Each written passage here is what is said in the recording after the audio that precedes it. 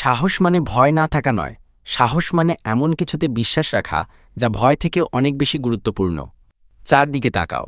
যে কোনো স্মরণীয় কীর্তি, যে কোনো বৈপ্লবিক আবিষ্কার কিংবা ইতিহাস বদলে দেওয়া মুহূর্ত, সবকিছুর শুরু হয়েছিল একটি সাহসী সিদ্ধান্ত দিয়ে। কারো ভেতরে জন্ম নিয়েছিল একটি সাহসী মন। সাহস সবসময় উচ্চকণ্ঠে আসে না, তা অনেক সময় নীরব এক ফেস রাতে ঘুম ভাঙার সময় বলে, কাল আবার চেষ্টা করব। সাহসী হতে তোমাকে বীরের মতো দেখতে লাগবে না, তোমাকে শুধু চলতে হবে এক কদম, আরেকটি মুহূর্ত, আর একটা দিন, ভয়, কাঁপা হাঁটু আর দুশ্চিন্তার মাঝেও।